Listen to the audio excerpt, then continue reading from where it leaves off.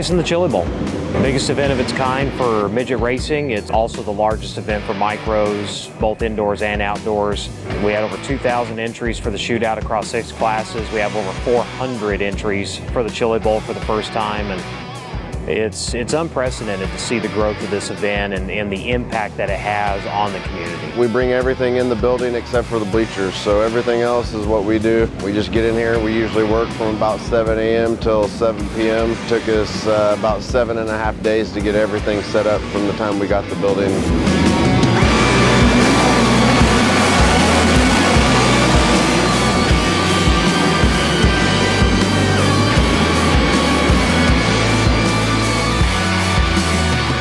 The attraction to the Chili Bowl is the competition, the number of cars, and just the draw. I mean, what else is going on in the racing world in January?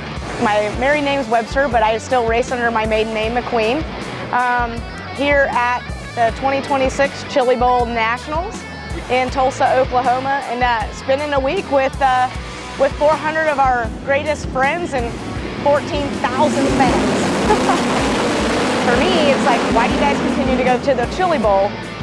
I remember sitting in the grandstands at Bakersfield Speedway at the age of 9, looking at my dad going, man, I want to run a midget someday. I didn't get to start running a midget till I was 25. I had a ton of help along the way, raced with my dad for years and years and years. Racing a midget is probably the hardest thing I've ever done.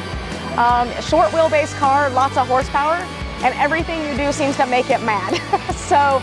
I think the draw of running a midget is just trying to control something that is so out of control.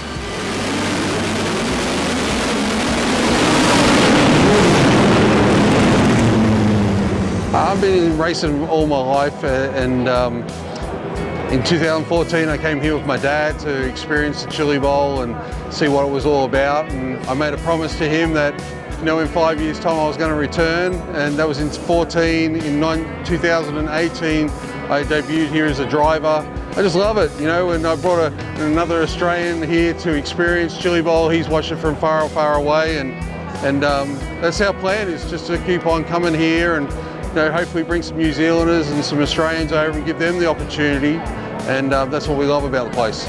The racing is super, super intensive. It's cutthroat, there's elbows up, as we say, and wheel banging, and you soon find out whether or not you've got any, if you've got the kahunas to keep on doing it. I'm Michelle Decker. I drive for Shannon McQueen Racing, and we're at the funnest week of the year, Chili Bowl. I'm not sure how you can explain it. Like, they're direct drives, so if you get them hooked up to the dirt, it's all the horsepower right now. They like to stand up on the back wheels, so that's kind of fun.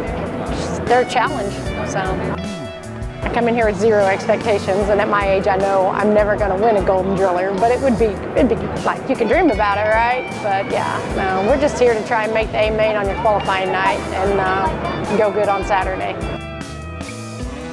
This is my first ever time in a midget, so I'm very excited for this whole week. I already had my prelim night this week. It went pretty well, not the way I expected it to go, but it went pretty well. I normally race 305 sprint cars back home in Indiana, so this is very different for me to step out of doing like the wing stuff to doing non-wing stuff, but I have had a lot of fun this week. I've wanted to race in this building just to get racing with like the big name guys and just like seeing people that I grew up watching racing just come all into the same building, and it's just like very neat and cool to just see me racing against someone that I've looked up to my whole entire life.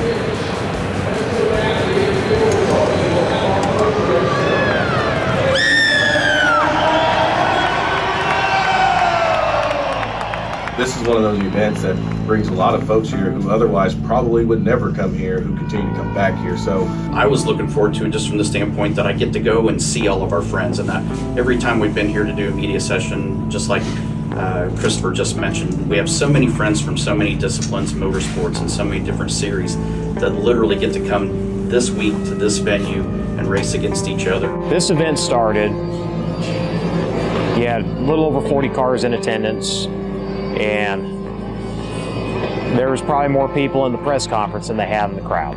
You know, when they built this building, they probably never imagined being built for an oil exposition to be able to house and have derricks set up on the lower level that, oh, by the way, we can fit a quarter-mile dirt track in it and put grandstands around it. There's no other facility like this. I mean, there's other indoor events, but none that compare into the way this is set up and how we're able to actually do this event. You don't have to go a quarter mile to the pits. You walk 100 feet. You know, you don't have to walk another half mile to a trade show. You walk another 100 feet. And that's really what makes it unique is the layout of the building, how everything fits together. You're able to access everything, and you're on top of the action the whole time. There's a lot that goes into it. I mean, yet we have to make sure that we hit our marks, make it the same every year.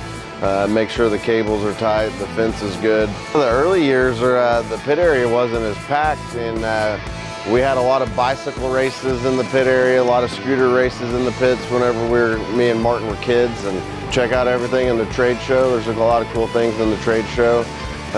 Get here before we secure the building, so get here before 1 o'clock, and that way they can roam the pit area, meet the drivers.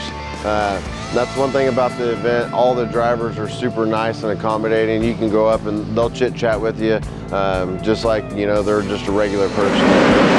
The racing family is huge.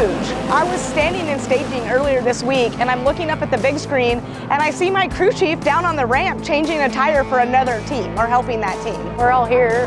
We all have a common goal, right? Is to showcase what we've built, you know, and if somebody needs help, somebody needs a tool, I mean, you gotta help them. I think the camaraderie is amazing. I mean, we will help you beat us, right? Everybody helps each other out. It's really good sport, really good people. We're all in this together. Yeah, there's some fighting and some fussing going on, but for most part, we're in here pretty close quarters, so you better make friends with your neighbors and enjoy the time you got with them. If they need help, we're all there. That's probably the cool aspect of this is you'd be surprised to be on top of that ramp when somebody needs help, how many teams actually pitch in and try to get the job done. Because at the end of the day, we don't want to beat anybody that way. We want to beat them heads up on the track. I'd rather beat you on the racetrack than be like, oh no, I don't have those parts for you or whatever, and beat you in the trailer. No matter what happens, you got to keep your emotions in check here. That's because you never know who's watching. It's kind of fun to watch your crew's faces and the enjoyment they get out of knowing you transferred 2 or 3 times, maybe 4 or 5. It's kind of exciting at the top of the ramp. I don't really care where I finish, just as long as I'm having fun. I've been having fun this whole entire week. So it just means a whole lot just to be in this building with an opportunity of running this car. It's my happy place. I find happiness there. No matter what happens throughout the day, as soon as you pull in the track, there's a smile on my face. I don't know what it is. It's a feeling. I don't know what it is, but it's just I've always found joy and passion in it. And I think it's mainly the adrenaline rush, and I think it's competition.